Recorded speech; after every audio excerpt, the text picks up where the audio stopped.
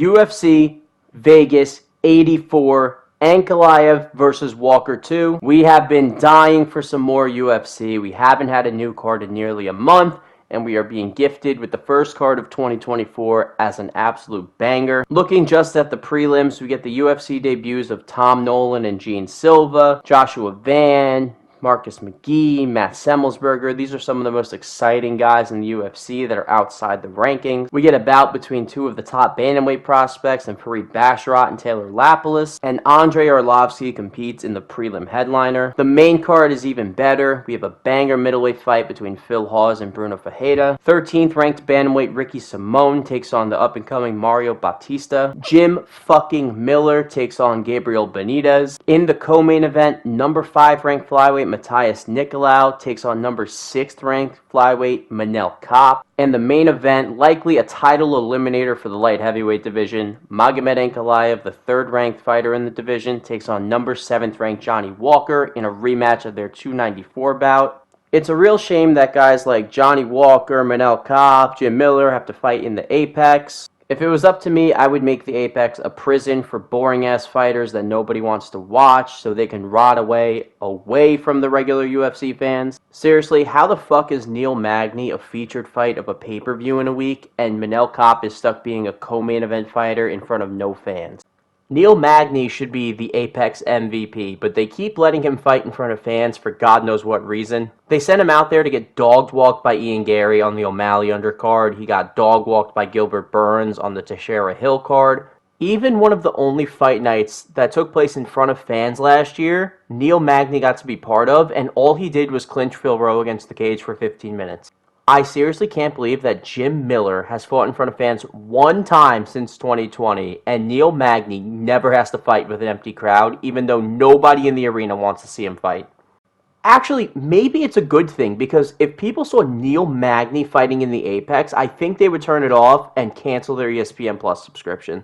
I'm getting way too sidetracked with Neil Magny. Let's get back to the topic at hand. UFC Vegas 84 is this weekend, and I have a full card of predictions and bets for all 12 fights. So without further ado, these are the long shots, the leans, and the locks for UFC Vegas 84, Ankalaev versus Walker 2. First fight of the night, Joshua Van versus Felipe Bunes. Joshua Van is one of my favorite prospects in the entire UFC. At just 22 years old, the guy is 9-1, 7 finishes under his belt, and 2-0 in the UFC. He beat Zalmas Zamagulov in his UFC debut. That's really not an easy fight to win, especially at just 21 years old. His win against Kevin Borges at 295 was also a really impressive win. He looked really sharp in that fight. If you haven't seen Joshua Van fight, you really are missing out. He's a really slick boxer. He throws a lot of combinations, and he is a complete volume striker. In his first UFC fight against Zamagulov, he landed the 2nd most significant strikes in flyweight history. He followed that up by landing 49 body shots in 3 rounds against Kevin Borges in his 2nd UFC fight. Van is taking this fight on short notice, but he's 12 years younger than Bunes. He has a significant striking advantage, and he has 2 fights of UFC experience compared to Bunes' 0. So for an official prediction, I do have Joshua Van by decision, but I am not betting Joshua Van straight at all in this fight.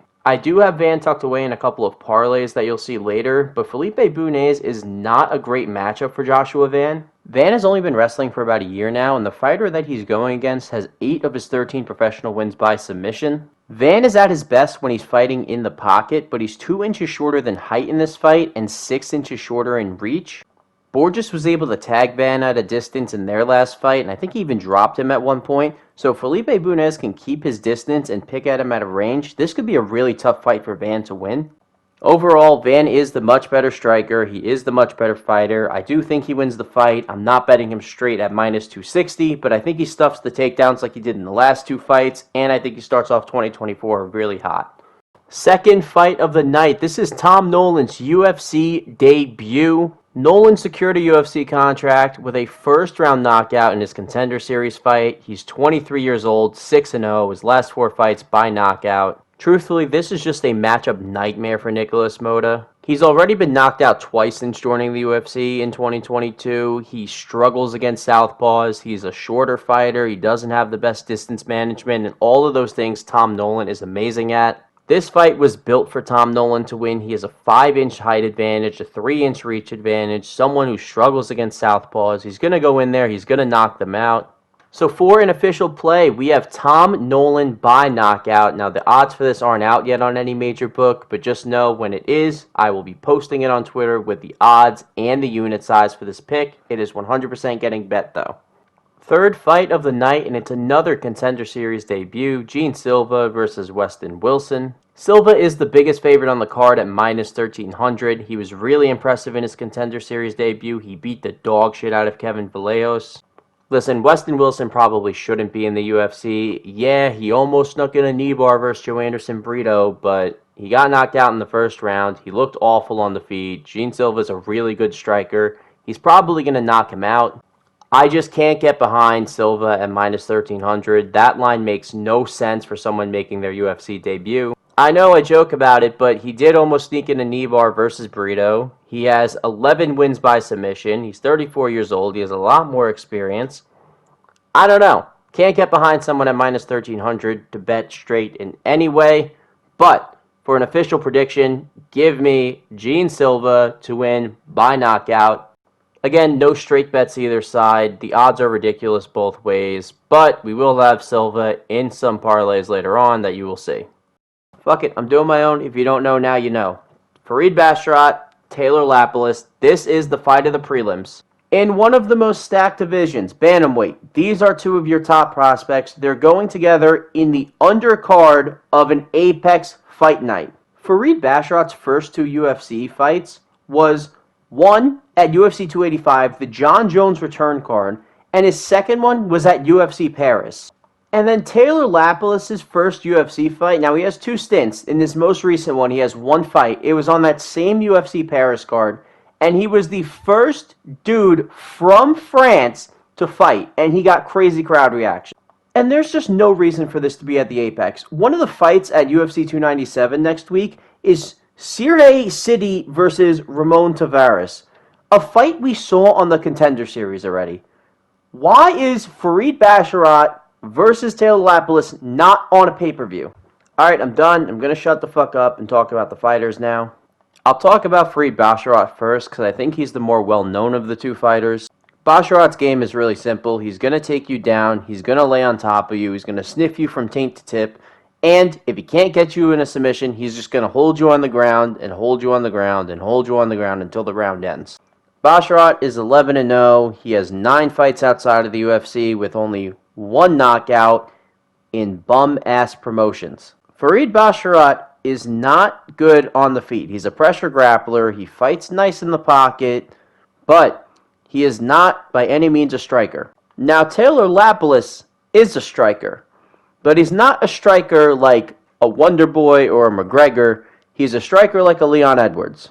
What I mean by this is he's going to stand at a distance, he's going to jab you, he's going to throw 1-2s, leg kicks, and he's going to back against the cage, and he is going to point fuck you to death. So this is an all-time matchup. This isn't just striker versus grappler. No, this is wrestlefucker versus point fucker. This is like Leon versus Bilal. This is exactly what this is. And I'm not going to lie to you, enjoy it. Because during the fight, you're going to be like, man, this is a chess match. This is awesome. And then if you ever try to watch it again, you're going to realize it was so fucking boring. And in a fight like this, give me the point fucker. Give me the guy who is going to jab, jab, jab, back against the fence, stuff the takedowns against the fence, and win 2 of the 3 rounds. Give me the guy who's at plus 200 with twice the amount of MMA fights, more UFC experience, more high-level experience outside of the UFC, and is a matchup nightmare because Farid Basharat struggles against southpaws. Now, jokes aside, the fact that Lapilus is a 2-1 dog is unbelievable. He has pretty good takedown defense. He's a really good striker. I think he's the better fighter overall, and to get him at plus 200 is crazy. No offense to my Afghani brothers, but Farid Basharat is a landmine. He is getting juiced to nearly minus 300, which is crazy for someone who's 26 and struggles on the feet. Give me Lapilus every time. Marcus McGee versus Gaston Bolanos. This is one of the fights with fight of the night potential on this card. McGee was one of my favorite fighters to come onto the scene last year. 2-0, beat Journey Newsom, beat JP Buys, both by finish. Overall, he's 8-0 with all 8 wins by finish. His 1 loss was a finish. He is an exciting fighter. He goes out there to kill or be killed. He has some really clean striking. And Gaston Bolanos is not a slouch of an opponent. The guy has 10 professional fights, all either in Bellator or the UFC. Bolanos has a ton of kickboxing experience. In his first UFC fight back in April of last year, he was really patient on the feet. He did a good job throwing kicks, keeping his distance. He was very precise with his punches. I think this fight is going to be settled on the ground, though. Aaron Phillips was able to take Bolanos down really easily, and Marcus McGee is not a slouch of a grappler. And McGee is definitely going to be the best striker that Bolanos has ever faced. Plus, he has a very unorthodox style. He likes to throw spinning attacks from time to time. He throws knees. I think McGee wins this one, either a knockout on the feet or by ground and pound. I think he's the better fighter, and I will not be picking him straight. I don't love the value on him straight, but I do have him as some parlay pieces. Again, you'll see those at the end of the video here. And the fact that we're getting Matt Semelsberger right after Marcus McGee is an absolute treat. We could get 2 flash knockouts back-to-back within the span of a minute. Semelsberger is a really, really solid striker. He's knocked down each of his last 4 opponents. He had a nasty flying knee on Alex Morono. He had a nasty knockdown on Jeremiah Wells in the first round as well, but only won one of those fights and was finished in his most recent. And his opponent, Preston Parsons, is not a good striker. He's 14 fights into his pro career with 0 finishes by knockout. He was finished easily in the first round by D-Rod. He got a really tough time stopping Trevin Giles and his jab throughout their fight. He's just not a good striker. But here's the thing. Preston Parsons' nickname is Pressure for a reason. He is a very relentless grappler. And here's the thing. Matt Semelsberger is not a bad grappler, but he's definitely not the best in the open mat. If Parsons can get him down in 2 of these 3 rounds, he could easily hold him there and win this fight by decision. Or maybe the skill gap on the feet is just too much and he gets knocked the fuck out in the first round. For the official prediction, give me Preston Parsons by decision, but for an official locked-on bet, give me Semelsberger by KO or Parsons by decision. Minus 165 is really good odds on this. I got 1 unit on it. This gives me that little bit of insurance I need in case Semelsberger really just knocks him the fuck out. Your prelim headliner, Andrei Arlovski versus Waldo Cortez Acosta. We all know Andrei Arlovski. His game is very simple. He's 44 years old. He's a slow-paced boxer. He throws leg kicks. Very smart fighter, but not incredibly fast. Not what he used to be. He's 44 years old. He's been finished in his last 2 fights, 56 pro fights total, and now he fights a nice up-and-coming prospect in Waldo Cortez Acosta. Cortez Acosta is 3-1 in the UFC, 10-1 overall. He got his first UFC finish in his last fight out. He's got quick hands. He's been getting better and better every fight. He's starting to throw more combinations lately. The grappling needs some work. He has no idea how to check a leg kick. He's a very raw prospect, but I do think he has the advantage in this fight. He's much faster than Arlovski. I think he has a lot more confidence now that he finally got a finish. I think he gets this one done. Now, the official prediction is Cortez Acosta by knockout. However, please, please, please be warned. Cortez Acosta has no business being minus 800 in this fight. If I was making the line, he'd be like minus 250, minus 300. I do think he wins, but he has some major flaws. Those leg kicks he takes really damage him in fights. And listen, Arlovski is a really smart fighter. I think he can use the leg kicks to keep Acosta at bay. I think he can use some grappling that Acosta is really not good at stopping. I think he can win this one by decision. And listen, I parlayed Acosta back when he was minus 500. So I'm nervous, but I do think he gets it done, and he is the official prediction. The main card kicks off with a really exciting middleweight fight. Phil Hawes versus Bruna Ferreira. For those of you who don't know who Phil Hawes is, let me introduce you to him with a very simple tweet. Phil Hawes is a world-class wrestler, has a 78-inch reach, uses his distance really well, great striking, great kicks, but has a glass chin. Phil Hawes has been knocked unconscious in 3 of his last 4 fights. And I'm not talking by, like, power punchers. I'm talking by Chris Curtis, Roman Dolidze, and Ikram Alaskarov. Phil Hawes being an underdog in this fight is only because of his chin. Phil Hawes is better than Bruna Ferreira at just about everything. If Phil didn't get knocked out in his last 2 fights, this line is easily minus 300 Phil. Phil might even be a top 10 middleweight at this point.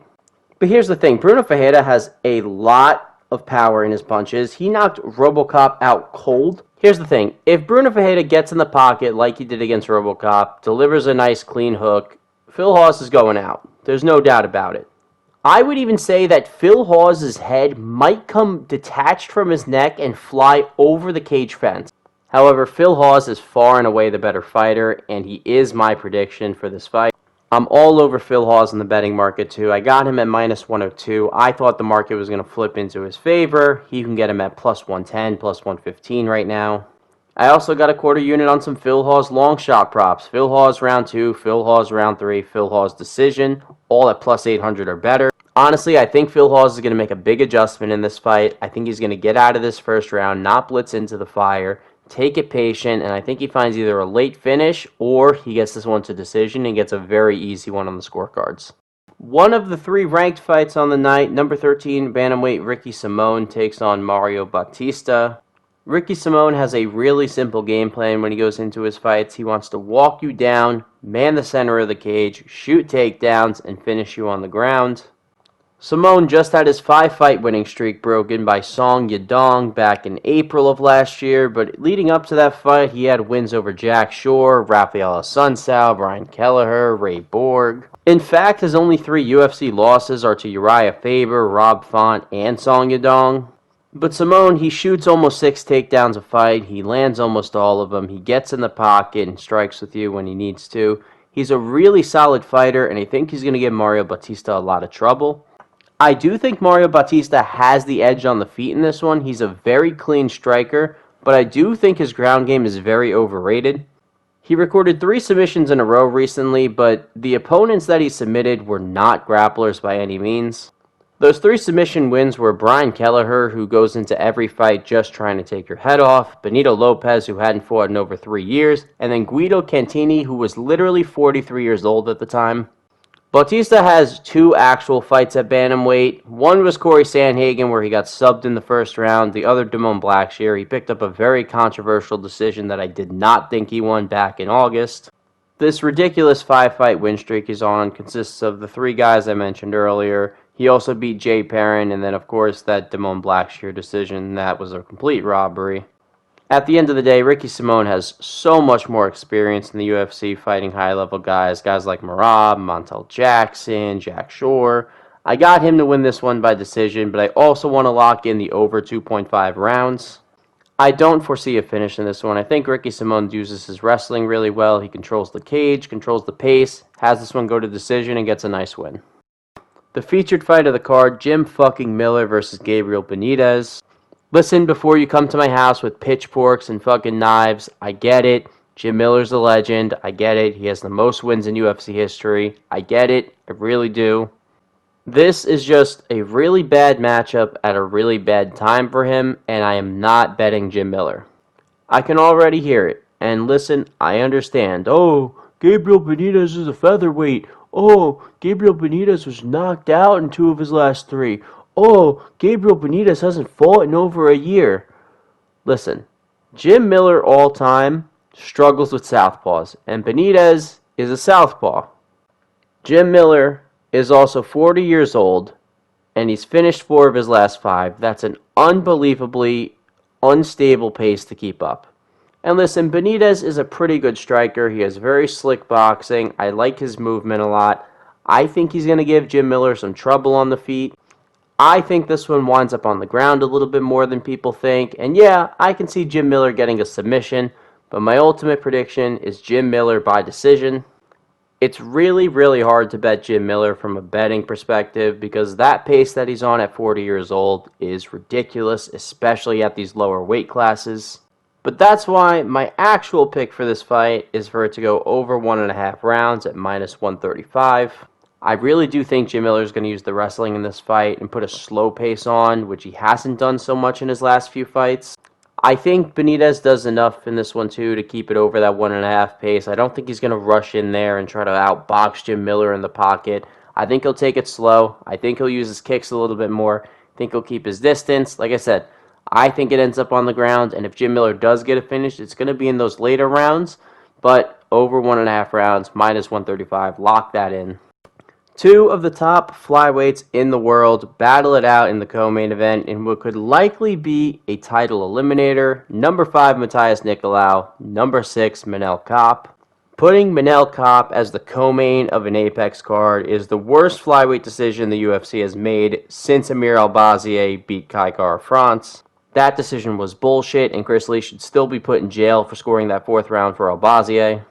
The last time we saw Manel Cape, he was absolutely dog-walking Israel Adesanya, no offense to his girlfriends, in one of his home countries back at UFC 293. Cape also took this time to yell a slur at Kai Kara-France in City Kickboxing. And while Cape's character may need some work, if you just go on his Twitter and look up the same slur, you'll see him tweet it multiple times. You can't deny how talented he is in the octagon. He's arguably the fastest and has the best hands out of anyone at flyweight. The guy has 11 finishes out of his 19 career wins. Cape is 4-2 in the UFC, his 2 losses being to Pantoja in his debut and then to Matheus Niclau just a month later. And that first Niclau fight was really controversial. I think pretty much everyone in the media scored that one for Cape.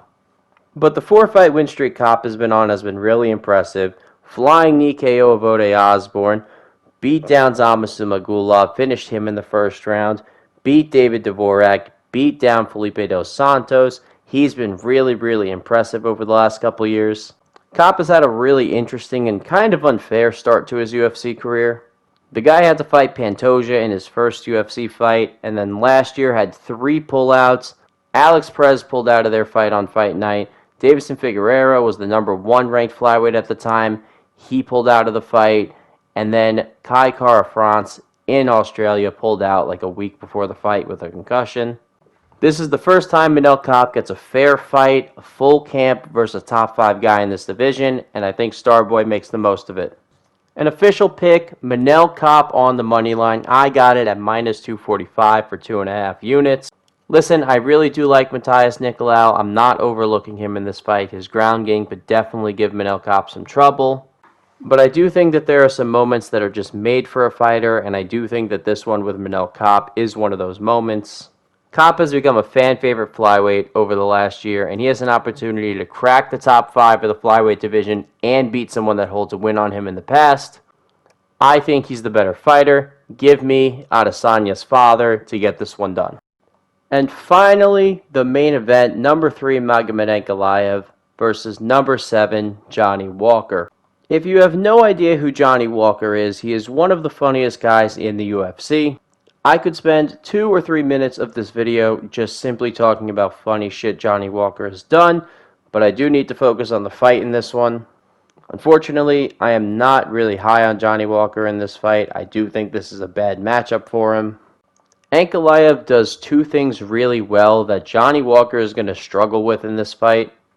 The first is grapple. Ankalaev is a terrific grappler, and I think when Johnny Walker comes in on him, he's going to be taken to the ground very easily. And the second is counter-strike. Ankalaev is one of the best counter-strikers in the world right now. He showed that against Thiago Santos. He made a fool of Santos. He made a fool of Jan Blachowicz late in the fight, and he's going to make a fool of Johnny Walker here. Walker's path to victory here is to catch Ankalaev with something, and that's really hard to do when Ankalaev is the one waiting for you to come to him. Ankalaev is very patient. He's content with just jabbing, kicking the legs a little bit, working the body, letting you make the mistakes for him to capitalize off of. Johnny is just going to have a very difficult time trying to figure out Ankalaev. I think he gets taken into deep waters. Walker hasn't fought 5 rounds before. Ankalaev has plenty of times, and I think Walker loses this fight. Now, I do have a lean in this fight, and that's Ankalaev by decision. Ankalaev on his own is just that too steep of a price. I do have him parlayed that I'm going to show you next, but Ankalaev by decision I think has really great value at 450. And truthfully, Ankalaev just doesn't have that killer mentality. Can Ankalaev finish this fight? Yeah, he can. He's the much better fighter here. But I think the most likely outcome is that Johnny Walker just starts gassing out late. Ankalaev uses the wrestling, secures a nice easy decision win for himself. If it doesn't go to decision and Ankalaev does finish it, I think it comes in the later rounds. I'm surprised first round finish is like plus 220. And so the final leans I have for the card, Ankalaev round 4 at plus 900 and Ankalaev round 5 at plus 1400. Like I said, Walker has not fought in these deep rounds before. I think this is where Ankalaev will specialize, and if he does get a finish, it's going to fall somewhere in one of these 2 rounds. Truthfully, I don't know how this fight plays out. I don't know what Ankalaev is going to do. I am confident he's going to win, and that's why he's simply just a parlay piece for me. And so speaking of parlays, these are the 4 placed for UFC Vegas 84. It's a mix of 5 fighters I think have a good chance of winning, but are too steep to take straight. No fighter used more than twice, all 1 unit, all about even money or slightly more than even money, all of them just bankroll builders. And so with that being said, that will conclude the UFC Vegas 84 Ankalaev versus Walker 2 long shots, leans, and locks. Make sure to follow the Twitter at Porterfort28. I'll be talking the fights live to look for some live betting spots. I'll be there for after weigh-ins to make sure there's no funny shit going on with the fighters. And in general, I just love MMA. I love UFC. Always down to talk, make jokes, have a good time. So follow up on the Twitter for more of that. Stay safe. Enjoy the fights. Enjoy the new year. I will see you next week for UFC 297.